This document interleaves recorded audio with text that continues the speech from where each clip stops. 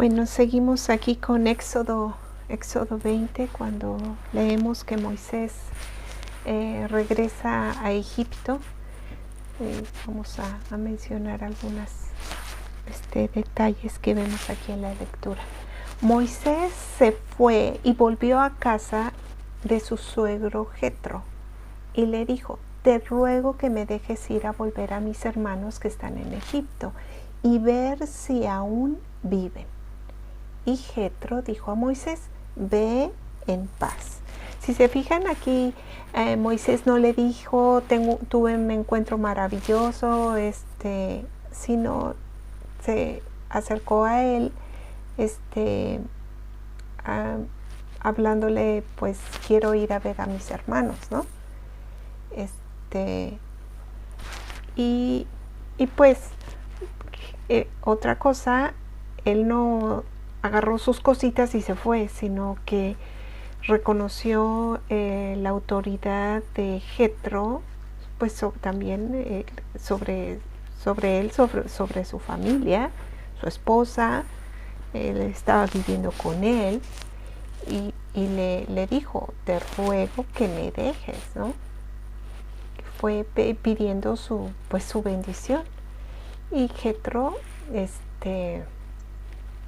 lo despide en paz. Cuando Dios decide hacer algo con nosotros, Él va acomodando las cosas, ¿no? Y en esta situación vemos cómo pues Dios le dio tranquilidad al suegro, le dijo: sí, vete en paz. Y no fue necesario que no sabemos la razón por qué Moisés no le explicó todo. Probablemente pues Jetro no estaba en la posición para entender todo lo que iba a pasar, ¿no? Ya hasta después. Y el Señor dijo a Moisés en Madián: ve, vuelve a Egipto, porque han muerto todos los hombres que buscan tu vida, ¿no? Y es otra cosa que Dios le aclaró, en caso de que dijera: oh, pero es que allá yo soy fugitivo, se me escapé porque buscaban mi vida. Y pues Dios le dijo: pues quítate de ese pendiente, ¿no? Entonces Dios va abriendo aquí el camino para Moisés, ayudándole dándole guía de qué tiene que hacer. Y Moisés tomó su mujer y sus hijos, los tomó sobre un asno y volvió a la tierra de Egipto. Aquí lo que quiero que consideremos, aquí dice que se montó, pudiera ser algo intrascendente como Moisés regresó, pero si la Biblia está apuntando este detalle, dice los montó sobre un asno. Recordamos también que Moisés, siendo el tipo de Yeshua, también Yeshua entró en un asno, en lo que nosotros ahora celebramos el domingo de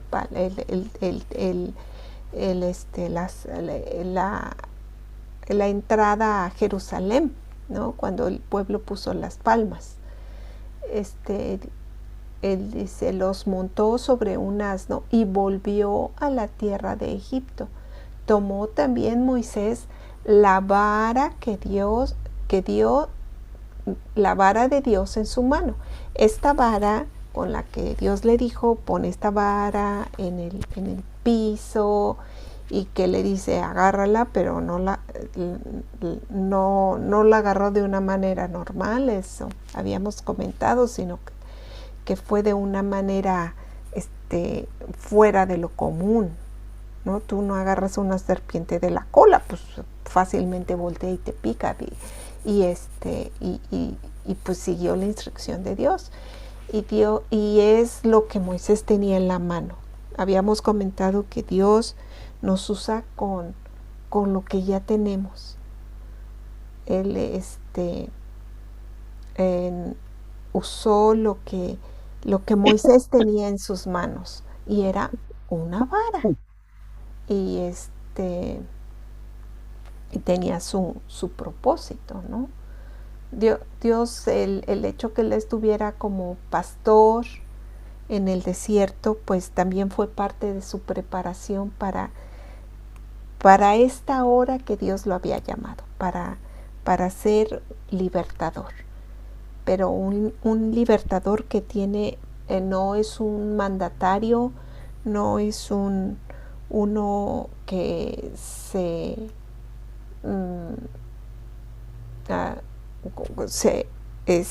pone encima de las personas, sino es con un corazón de pastor, porque Moisés es la sombra de Yeshua, y Yeshua es nuestro buen pastor. Yeshua es nuestro rey, pero es un rey compasivo que sabe y entiende nuestro dolor, y entiende lo que nosotros pasamos por las circunstancias.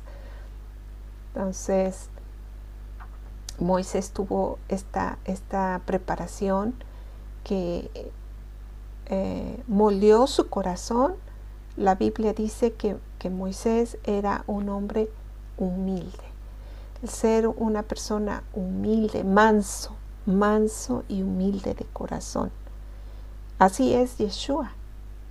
Y Moisés, siendo el tipo de Yeshua, estaba reflejando este carácter de nuestro sumo sacerdote Yeshua. Y el Señor dijo, bueno, entonces sigamos leyendo. Y el Señor dijo a Moisés: cuando vuelvas a Egipto, mira que hagas delante de Faraón todas las maravillas que he puesto en tu mano. Pero yo endureceré su corazón, de modo que no dejará ir al pueblo. Esto de endurecer el corazón, ¿Dios endurece el corazón? Acá la otra manera de traducir esta palabra de endurecer el corazón es de que Dios ayudó, afirmó el corazón. Ahora sí, expertos en hebreo comentan de que el corazón de Faraón ya estaba decidido a no dejarlo. Ese era su deseo. Entonces Dios le ayudó a pararse en lo que él quería, ¿no? No es de que Dios le cambió ahí, sino dijo: ok, tú, eso es lo que tú quieres, bueno, pues vamos a ayudarte. ¿Por qué? En algún momento el faraón hubiera podido decir a la tercera plaga: bueno, ahí te dejo. Pero iba a ser no porque él quisiera, sino porque se sintió forzado.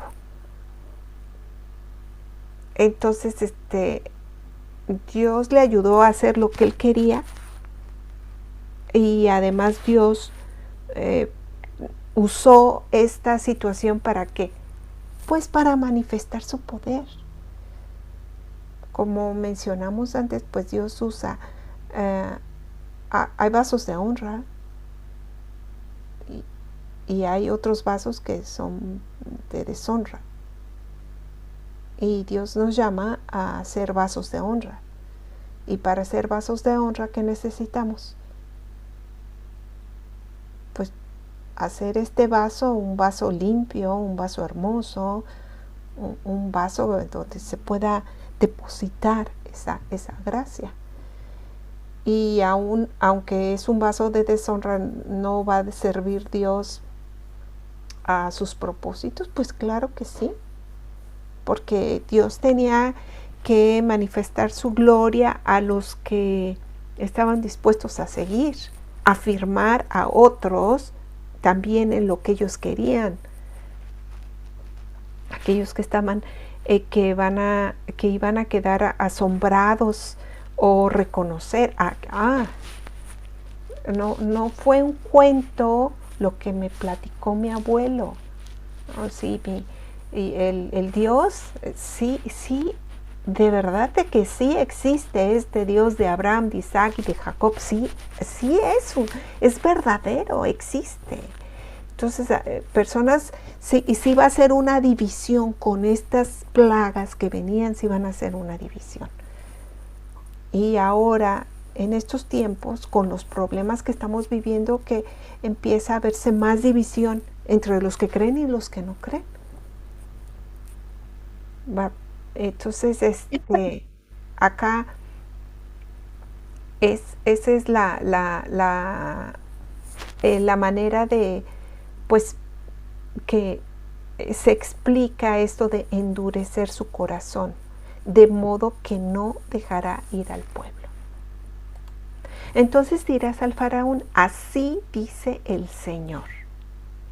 Acá el Señor, es, si lo vemos en el original, que decía Lord, es el nombre de Dios, que unas versiones lo traducen como Jehová, como Yahweh. Yo tengo una Biblia, la Biblia Peshita lo traduce como Yahweh. La más conocida en el habla hispana lo traduce como Jehová. Es el tetragramatrón, que son 4 letras hebreas que representan el nombre de Dios.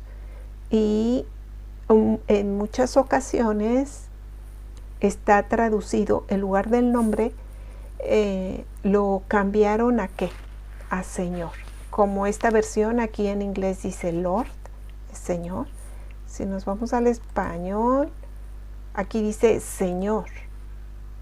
Cuando se dice Señor, hay que ver en el original, no es habla del único Dios que tiene uh,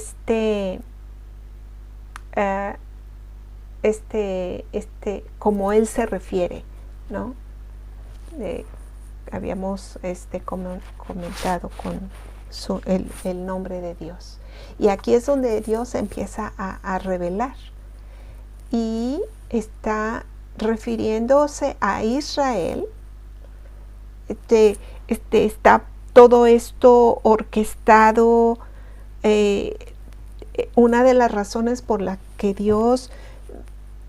¿Qué pasó cuando estuvieron en Egipto?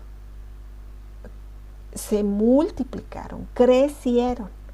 Estuvieron en un tiempo estuvieron cómodos, estuvieron a gusto, estuvieron protegidos, estuvieron en una posición de privilegio, y ahí se empezaron a reproducir y empezaron a crecer y empezaron pues a ser exitosos en lo que hacían.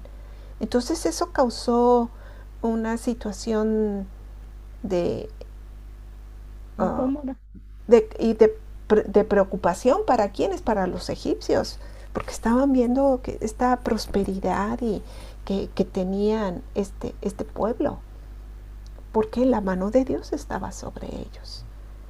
¿Y qué pasó también en Alemania? ¿Quiénes estaban a cargo? ¿Quiénes eran los banqueros, los hombres de negocios, los que estaban llevando a cabo la economía? Los judíos. Los judíos. Y pues dijeron, no, ahora pues esto no nos conviene. Vamos aquí deshacernos de ellos. En el caso de Faraón aquí dice, no, pues vamos aquí, vamos a oprimirlos. Y por eso hicieron lo que hicieron de matar a los niños, empezaron a ver cómo los hacían menos. Pero tampoco se querían deshacer de ellos. Dice, yo quiero mi beneficio, pero estando yo siempre como enseñoreándome de ellos, ¿no? Entonces, otra palabra, aprovechándome de ellos, ¿no? Eso es tristemente lo que podemos ver en los gobiernos del mundo, que terminan aprovechándose del pueblo. Entonces no era excepción de este faraón, que pues quería aprovecharse del pueblo, las ventajas solo para los egipcios y no, y vamos quitándole ventajas al otro pueblo. Y bueno, dice aquí, Israel es mi hijo. Israel es mi hijo. Entonces aquí se está refiriendo Dios a Israel, al pueblo, como su hijo. Y mi primogénito. Tenemos aquí que en el tiempo antiguo, pues el primogénito era el que se quedaba con el nombre. Y si vemos, Israel está considerado, tiene el nombre. Ya cuando se dividieron las tribus, tenemos tribus,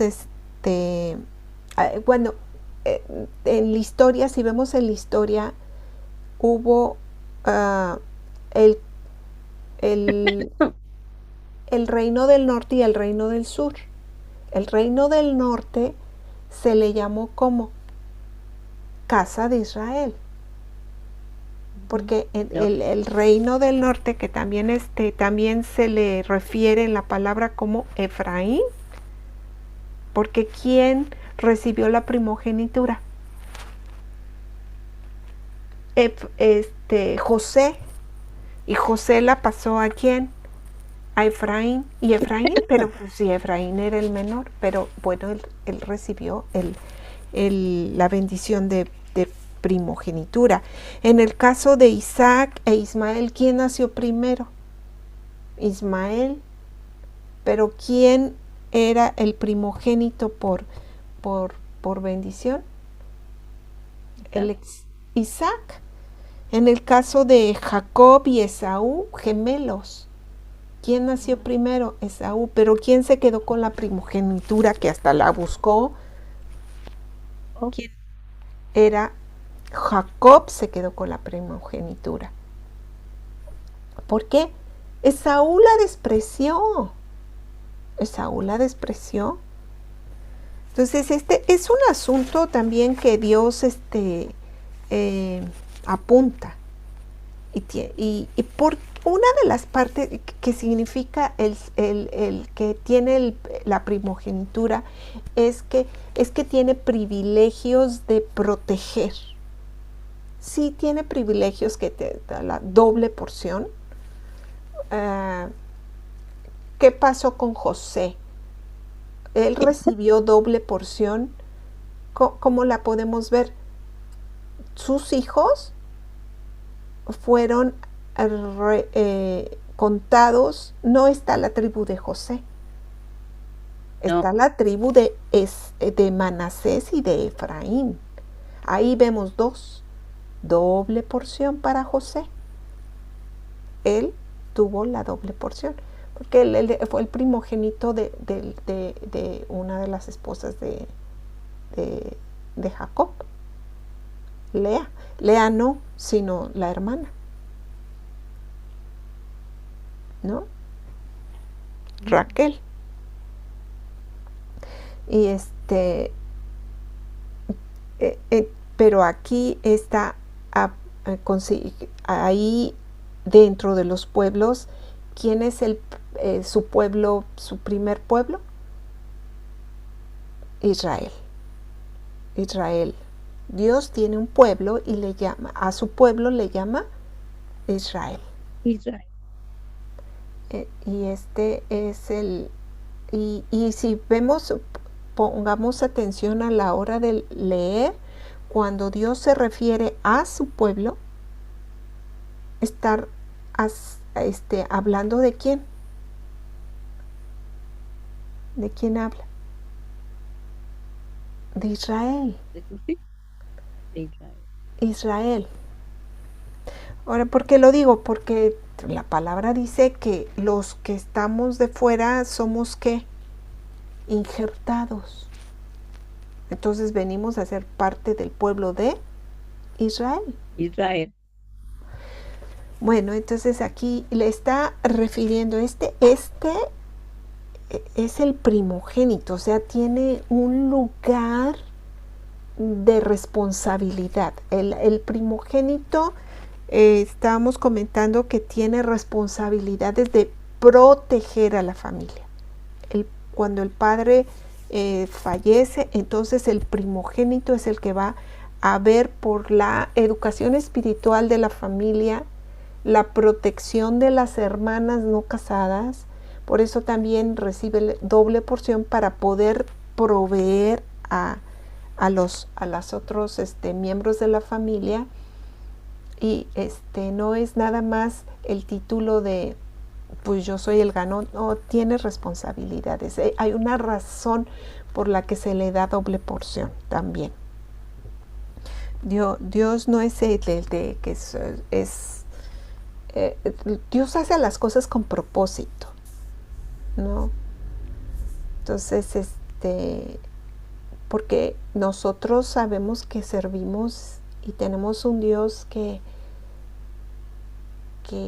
no hace acepción de personas, sino tenemos roles en el reino de Dios.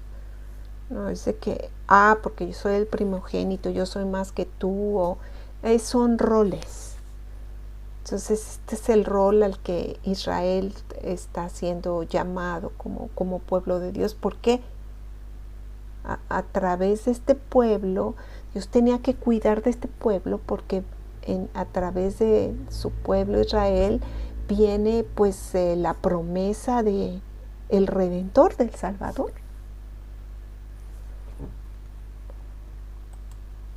Y te he dicho, deja ir a mi hijo para que me sirva, ¿no? Entonces es otra cosa.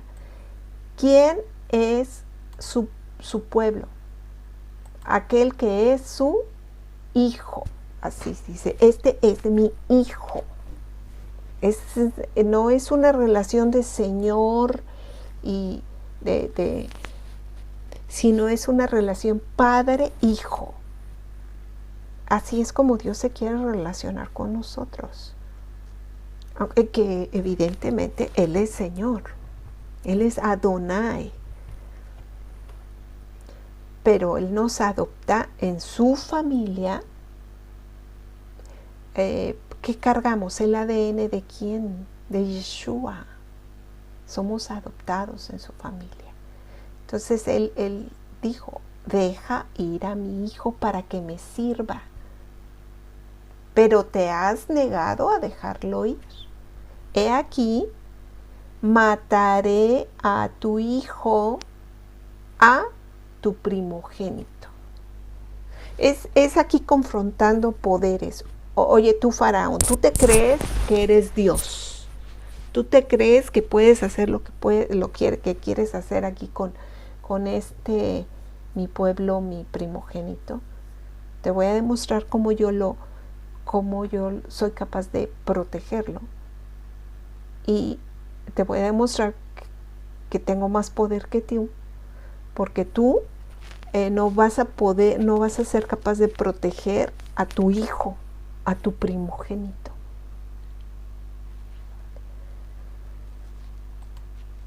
Y aconteció que en una posada en el camino el Señor le salió al encuentro y quiso matarlo. ¿A matar a quién? Vamos a seguir leyendo para entender a quién Dios iba a matar.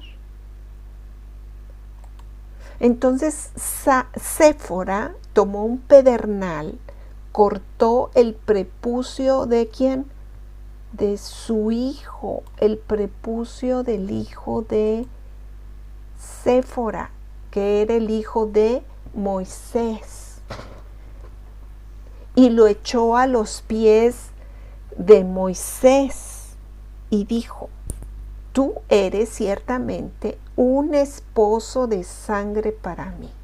Aquí vemos que luego hay confusiones y bueno, hay interpretaciones de que Dios a quien quiso matar fue a Moisés. Pero también leyendo por lo siguiente, pues también se puede inferir que más bien al que se iba a matar era al hijo de Moisés. ¿Por qué? Porque no estaba en el orden que debería de estar, como se le había requerido Dios a Abraham, que cuando hice esta señal que estará cuando Dios le pidió la circuncisión, Dios le pidió a Abraham que se circuncidara y le requirió que todo varón debería ser circuncidado. Entonces, para que Moisés estuviera en orden, pues también él tenía que haber circuncidado a sus hijos, ¿no? Estar de acuerdo a lo que Dios había establecido. Y no por ser Moisés, Dios iba a pasar por alto lo que Dios había definido que así fuera. Entonces estaban bajo esta promesa, y entonces Dios, pues también Moisés tenía que hacer esto como Dios había establecido. Ahora, ¿por qué Séfora supo que tenía que hacer? Bueno, esto ya es cosa de preguntarse, pero si ella sabía, a lo mejor Moisés le había dicho: oye, vamos a circuncidar, y a lo mejor ella se opuso, ¿no? Puede ser. No estoy afirmando, no lo dice el texto, pero pues es una manera de pensar. Séfora sabía del pueblo. Puesto porque Séfora viene de Madián, y Madián Sí. es uno de los descendientes de Moisés. Cuando murió la Sara, Abraham tuvo otra esposa, y entonces de esa esposa tuvo 6 hijos, y uno de esos 6 hijos es Madián. Y Séfora pues estaba en Madián. De ellos eran descendientes. Entonces ella sabía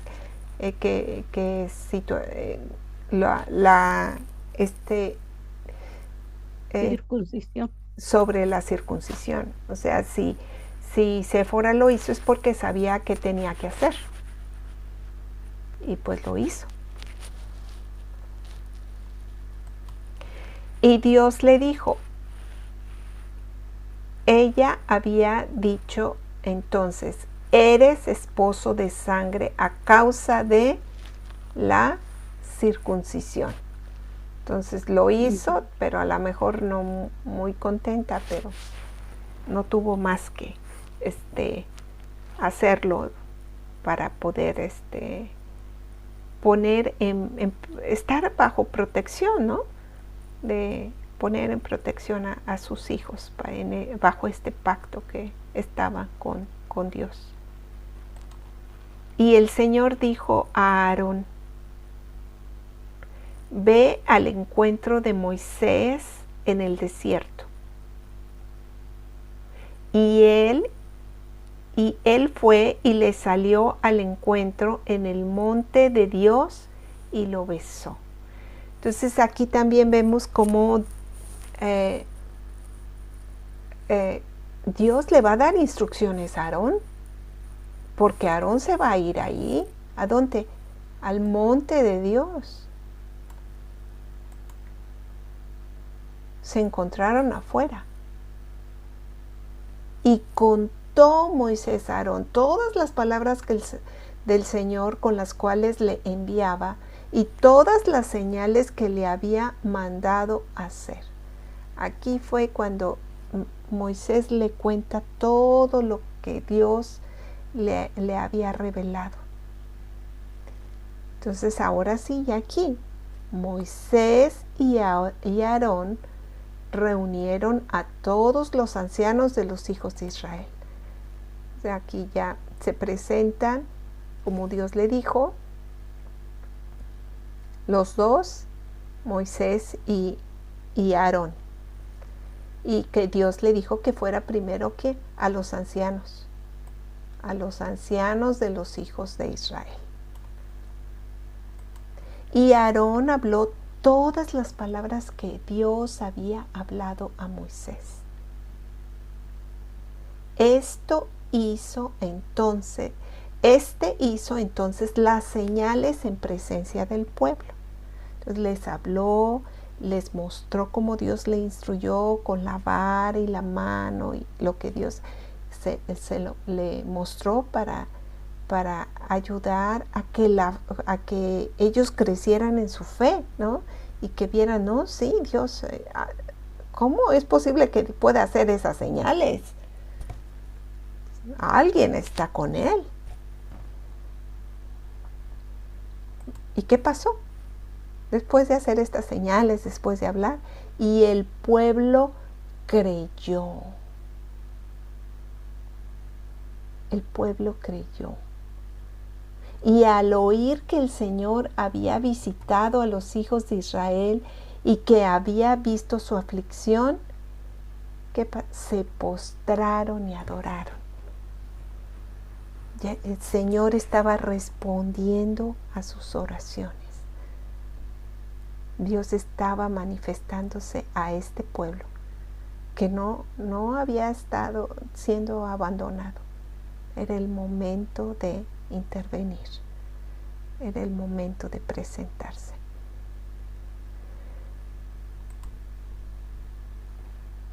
Después, Moisés, aquí seguimos en el capítulo 5. Después Moisés y Aarón fueron y dijeron a Faraón: así dice el Señor, Dios de Israel, deja ir a mi pueblo. Así es como se refiere Dios. Deja ir a mi pueblo para que me celebre fiesta en el desierto. Si se fijan, no le está diciendo se van a ir totalmente, ¿no? Sino aquí no dice, pero la primera instrucción son 3 días, como vemos ahorita más adelante.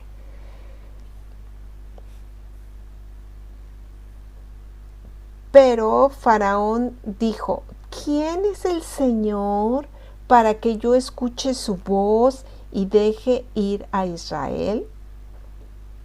Pues sí, no lo conocía.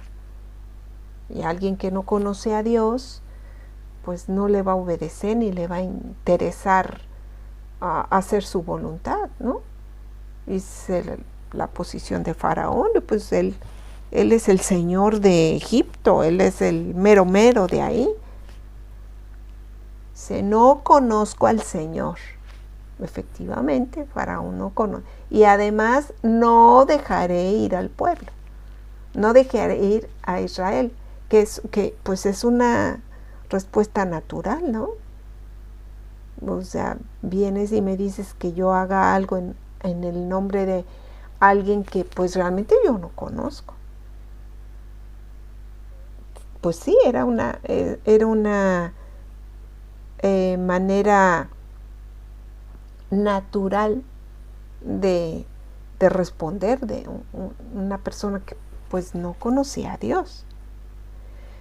Aquí tenemos esta palabra de fiesta es Hag, que también se puede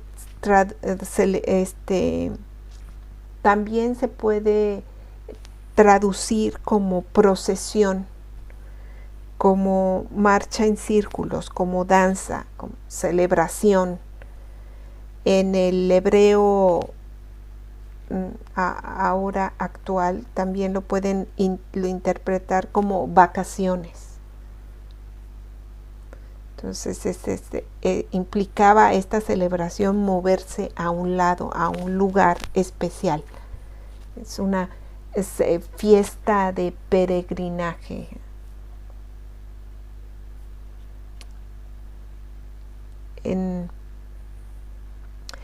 Y pues es una respuesta natural a un hombre que no conoce de Dios. Pues ¿quién es el Señor? Yo no voy a hacer caso de Él, ¿no?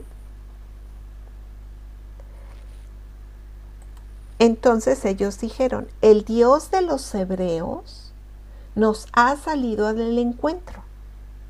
Déjanos ir.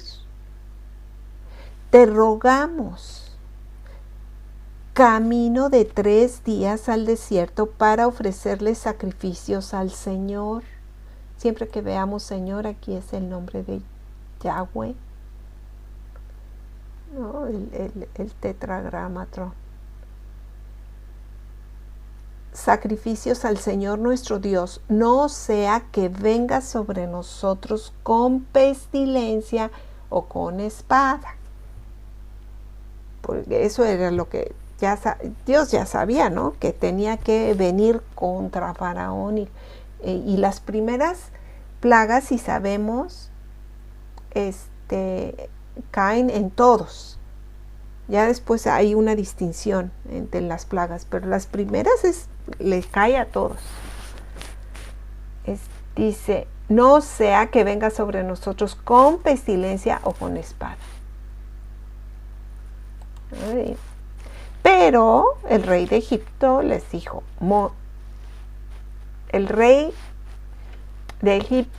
Moisés y Aarón, ¿por qué apartáis al pueblo de sus trabajos?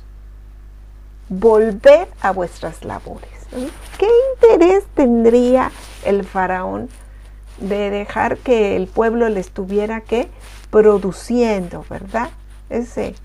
Estos son mis esclavos y a mí me dan beneficio y yo no voy a querer ni 3 días que dejen de darme mi beneficio, solo viendo para él.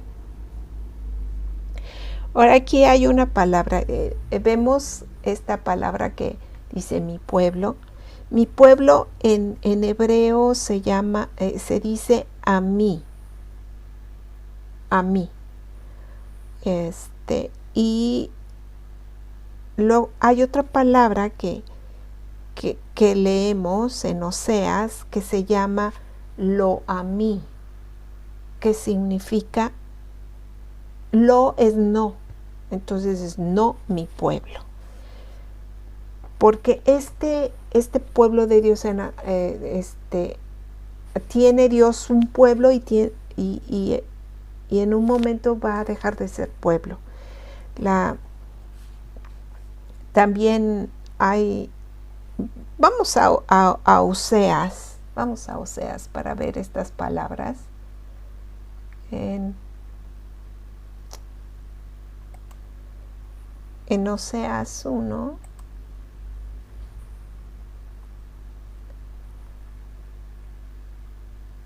en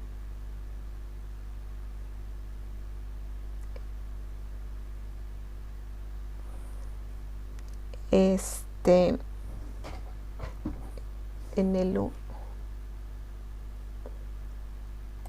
1:4, y el Señor dijo a Oseas, bueno, bueno, no sé si sepan la historia, se acuerden de la historia de Oseas, que toma a una mujer que le es infiel y donde muestra la relación, está ejemplificando la manera de comportarse del pueblo de Israel. Entonces dice, cuando por primera vez el Señor habló por medio de Oseas, el Señor le dijo, anda, toma para ti a una mujer ramera y engendra hijos de prostitución, porque la tierra se prostituye gravemente, abandonando al Señor.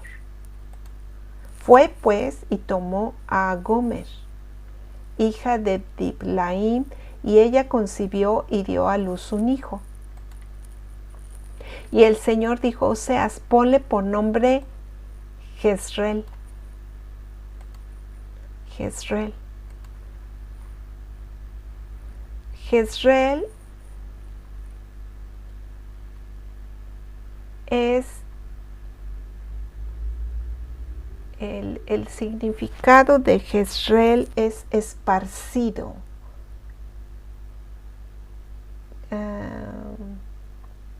God will sow, esparcir. Entonces, ¿qué fue lo que pasó con el pueblo de Israel? Fueron esparcidos. Entonces,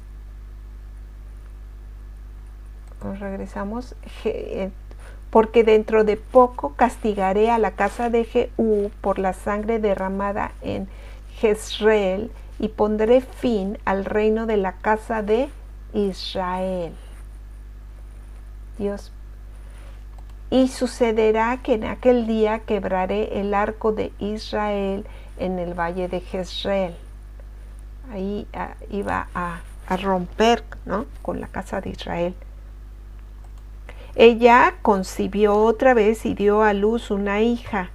Y el Señor le dijo, ponle por nombre Lo Ruama, porque ya no me apacentaré de la casa, compadeceré de la casa de Israel, pues no los perdonaré jamás. ¿Qué significa Lo Ruama? Sin misericordia. Pero no, ¿por qué? ¿Qué pasó con la casa de Israel? Les dio carta de divorcio. Dejaron de ser pueblo. Se gentilizaron. Pero me compadeceré de la casa de Judá y los salvaré por el Señor su Dios, y no los salvaré con arco, ni con espada, ni con batalla, ni con caballos, ni jinetes. Aquí se mantiene la casa de Judá porque pues tiene que venir nuestro Salvador, la promesa, pero pues esparce no porque sean mejores, sino porque Dios en su misericordia necesita cumplir su palabra para traer a nuestro Redentor. Después de haber destetado a Lo Ruama sin misericordia, ella concibió y dio a luz un hijo. Y el Señor dijo, ponle por nombre Lo Amí. Aquí vemos la palabra Lo Amí. Amí les comentaba que significa pueblo. Y Lo es no, entonces es no mi pueblo. Y si vamos aquí, que vemos Lo Amí, que significa no mi pueblo. Entonces, aquí está hablando Dios de lo que iba a pasar con el pueblo, Lo Amí. Pero entonces estamos hablando sobre esta palabra que significa que cuando Dios habla a mí, esta palabra se usa en lo que enseñan pues estudiosos de la palabra, es que esta palabra la usa Dios, es usada en la palabra cuando se refiere a Israel únicamente. Cuando se refiere a qué? A su pueblo. Pueblo. Para los demás, ¿cómo se llaman? Las naciones, Goyín, gentiles, gente de las naciones. Otra palabra, extranjeros. ¿Qué leemos en el Nuevo Testamento? Ya no somos extranjeros ni advenedizos.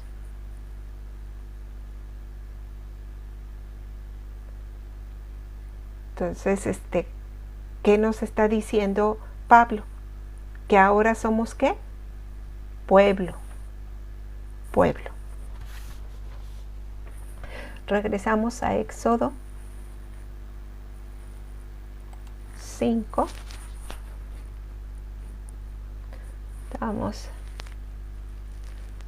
Estábamos aquí leyendo.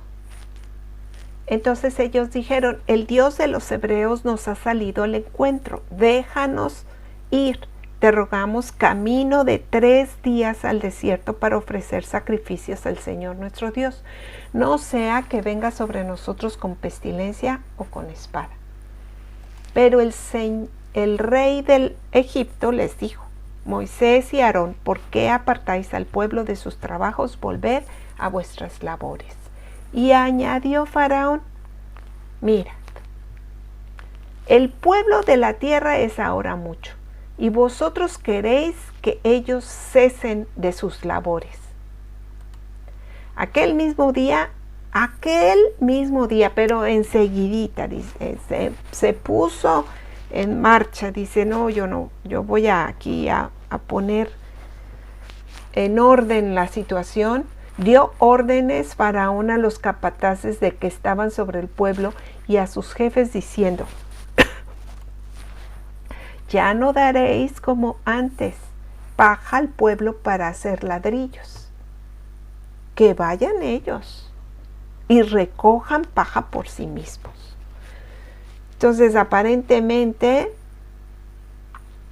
pues se les puso la cosa, se les puso la cosa peor, ¿no? Pero bueno, este es el plan de Dios. Y estamos nosotros, y a veces no, tú sabes que estás caminando en obediencia, y ¿qué pasa? Empiezas a experimentar ¿qué? Oposición. Pues sí, porque ese es el conflicto entre 2 reinos. Y aquí estamos viendo este conflicto entre 2 reinos. Nosotros también, cuando Dios quiere sacarnos de una situación de esclavitud, va a haber un conflicto, porque el enemigo no va a querer dejarnos fácilmente. Va a haber una lucha ahí. Entonces, por eso Dios nos llama a resistir, a perseverar, a caminar en lo que sabemos que es su voluntad, a pesar de recibir oposición. Y aquí está empezando Moisés a experimentar esa oposición. Pero exigiréis de ellos la misma cantidad de ladrillos que hacían antes. No la disminuyáis en lo más mínimo. Dice, ¿cuál fue su conclusión? Pues tienen tiempo de sobra, están de perezosos, ahora están inventando cosas, vamos a ponerlos a trabajar más para que no tengan tiempo de estar pensando en sus ideas. Y en este tiempo en el que vivimos aquí, hay otras maneras que el enemigo nos absorbe. Y unas maneras de absorber, ¿cómo son? El internet, aquí, ¿no? Cosas en las que nos ocupemos. En lugar de tener tiempo para Dios, nos mantiene ocupados en otras cosas, ¿no? Y ahora tienes que hacer esto y lo otro, y las cosas que el enemigo pone de este mundo, distracciones de este mundo. Entonces, trabajo más. En este caso, pues ahora sí vamos a darle más trabajo. Porque dice, porque son perezosos. Por eso claman diciendo, déjanos ir a ofrecer sacrificios a nuestro Dios.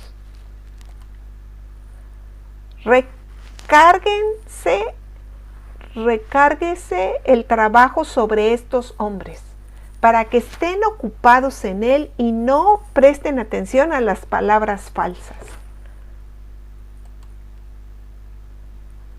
Por eso es tan importante que nosotros protejamos nuestro tiempo con Dios. Protejamos nuestro tiempo de escuchar de Él, para saber dónde estamos, de qué tenemos que desocuparnos y en qué tenemos que ocuparnos. Seguir su dirección. Y el enemigo no va a querer que nosotros tengamos tiempo con Dios. No, eso no lo quiere. Ahí tenemos que esforzarnos, cada uno de nosotros, a proteger ese tiempo que es para Dios. Porque en su presencia recibimos revelación, sabiduría, sanidad, libertad, guianza. Entonces, buscar este tiempo. Y salieron pues los capataces del pueblo y sus jefes hablando al pueblo diciendo, así dice Faraón, no os daré paja. Eso fue lo que ganaste, por venir a quererte, a ponerte conmigo. Id vosotros mismos y recoged paja donde la halléis, pero vuestra tarea no será disminuida en lo más mínimo. Me tienen que entregar aquí los mismo número de ladrillos. Hay evidencia arqueológica en algunas excavaciones en Egipto, donde hay construcciones donde las partes de abajo, los ladrillos de la parte de abajo tienen suficiente paja y cierta parte tienen menos paja. ¿Qué será? Justo fue ahí cuando estuvieron ahí los israelitas, los hebreos, así se conocían en ese entonces.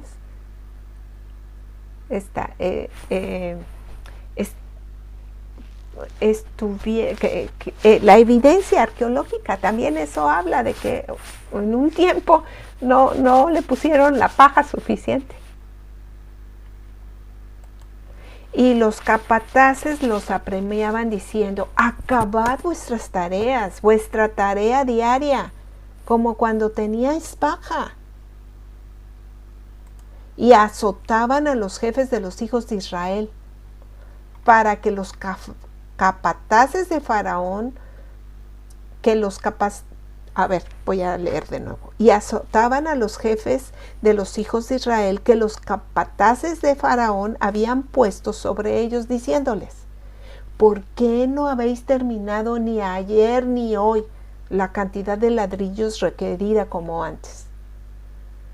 Entonces, esa opresión del enemigo,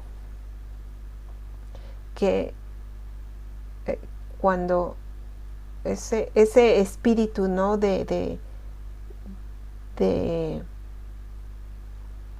Me tienes que servir y en lugar de ayudarte a que salgas adelante en tu trabajo, te pongo más obstáculos, ¿no? Hay gente que vive esas situaciones, ¿no? Que tiene jefes que están bajo la influencia del enemigo y en lugar de ser de ayuda para que alguien siga adelante con su trabajo, le pone ahora sí que el estorbo, ¿no? Esto estaban haciendo estas personas. Entonces los jefes de los hijos de Israel fueron y clamaron a Faraón diciendo: ¿por qué tratas así a tus siervos? ¿No? Los jefes de los que estaban representando a Israel. No se da paja a tus siervos. Sin embargo, siguen diciéndonos: haced ladrillos. Y he aquí, tus siervos son azotados. Pero la culpa no es de tu pueblo, ¿no? Ahí quisieron negociar con el que estaba a cargo. Mas él dijo: sois perezosos, muy perezosos. Por eso decís: déjanos ir a ofrecer sacrificios al Señor.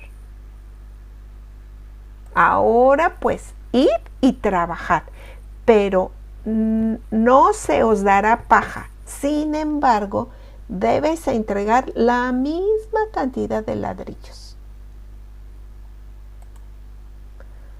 Los jefes de los hijos de Israel se dieron cuenta de que estaban en dificultades cuando les dijeron: no debéis disminuir vuestra cantidad diaria de ladrillos. Y al salir de la presencia de Faraón, pues ahora ¿con quién van? Se encontraron con Moisés y Aarón, que los estaban esperando. Y les dijeron: miren, el Señor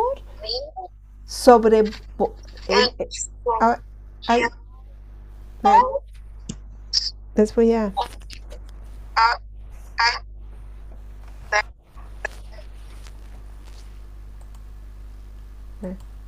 Perdón, voy a poner en mute.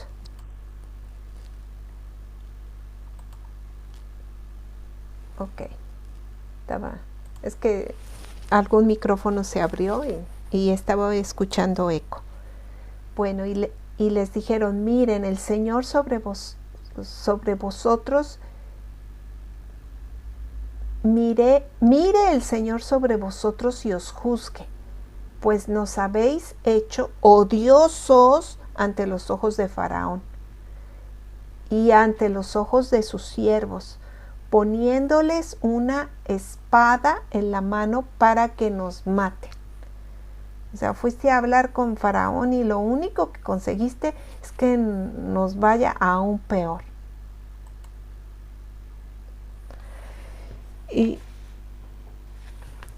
bueno, entonces se volvió Moisés al Señor y dijo: oh Señor, ¿por qué has hecho mal a este pueblo? ¿Por qué me enviaste? En esas situaciones, cuando uno empieza a caminar y ve resistencia y dice: Señor, ¿qué pasa? ¿No? Cuando necesitamos ir a Dios y decirle y que entender, ¿no? Pues es que estás haciendo las cosas bien. El problema no es que te hayas ido a hacer las cosas que no deben de ser, sino más bien es la oposición del enemigo. Porque hay de dos, ¿no? Cuando las cosas empiezan a venir mal, o es porque no estamos caminando en lo que Dios nos ha dicho, o es resistencia del enemigo. Y si es resistencia del enemigo, ¿qué necesitamos? Perseverar en esta situación, porque ¿qué dice la palabra? Resistir al diablo y huirá de vosotros. Entonces empieza este proceso de resistencia, pero pues aquí Moisés está aprendiendo, ¿no? Pues porque nosotros ya sabemos la historia, nosotros ya conocimos la historia, pero Moisés aquí le está viviendo, no sabe qué le va a venir, no sabe cómo le iba a responder el faraón. Entonces cada cosa es nueva para él. ¿Y qué necesita? A ver, Señor, ¿qué pasa aquí? Dame indicación si lo estoy haciendo bien o ya aquí me equivoqué. pues desde que vine a Faraón a hablar en tu nombre, él ha hecho mal a este pueblo y tú no has hecho nada para librar a este pueblo. O sea que ni Moisés estaba ahorita consciente de que pues esto iba a ser un proceso. No iba a ser así rapidito. No se iba a dar así. Había cosas que Dios tenía que manifestar. Había cosas que tenían que quedar escritas para que nosotros ahora leyéndolas podamos maravillarnos de cuán poderoso es Dios y maravilloso. Y también las artimañas del enemigo, cómo reacciona.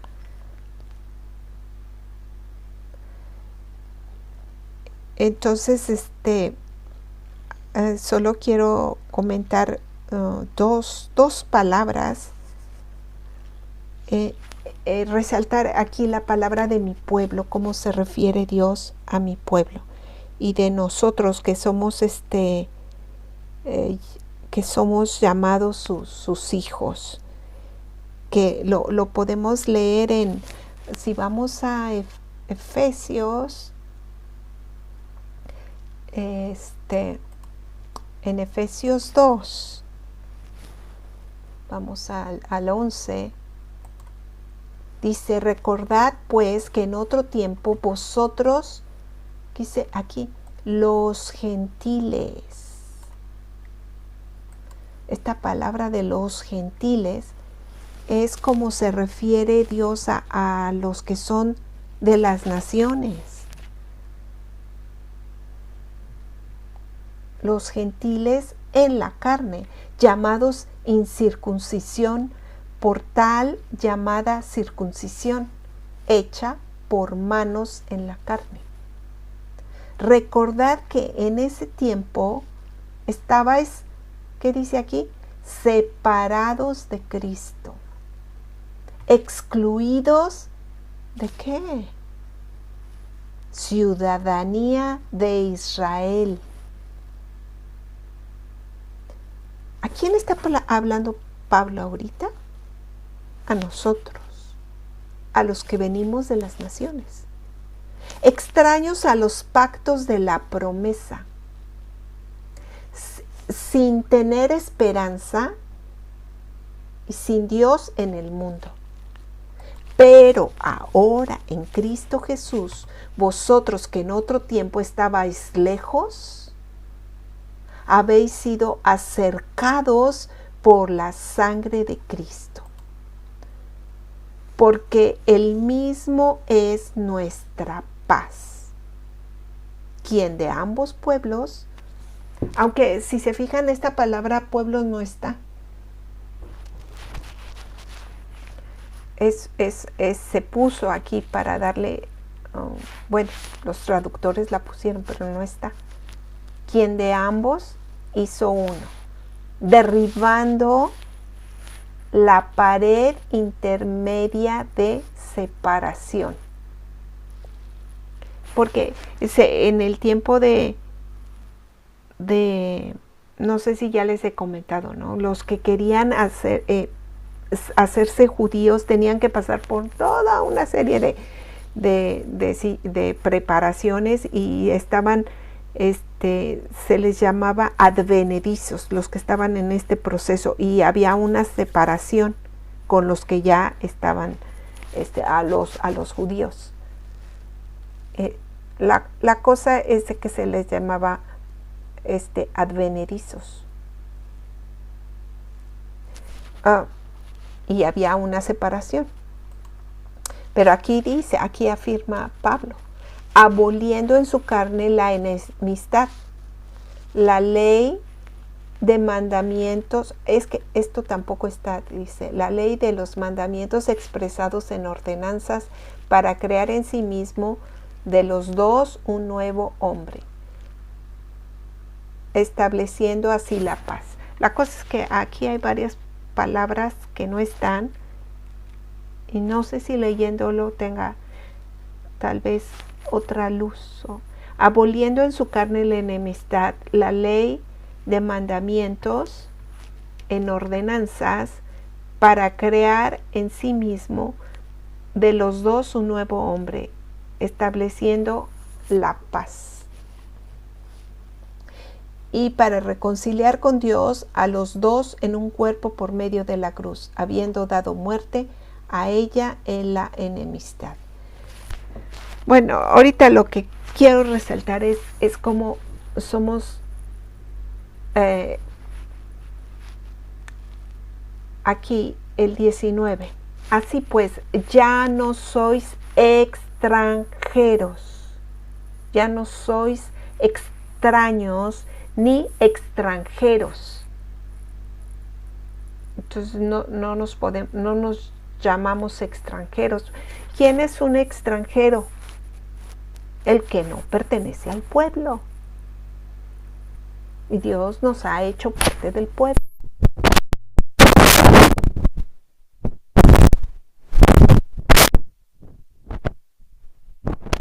Lo a mí, somos a mí. Así pues, ya no sois extraños ni extranjeros, sino que sois conciudadanos. Ciudadano. ¿Qué es un ciudadano? Alguien que pertenece a un grupo étnico que lo rigen ciertas leyes y tiene costumbres, y esos son los ciudadanos de un pueblo, ¿no?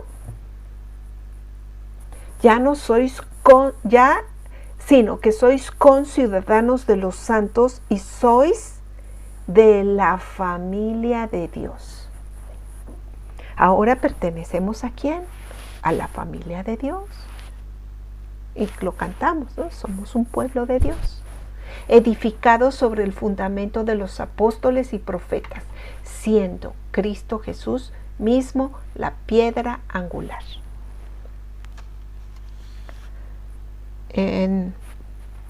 Bueno, por ahorita aquí le dejamos.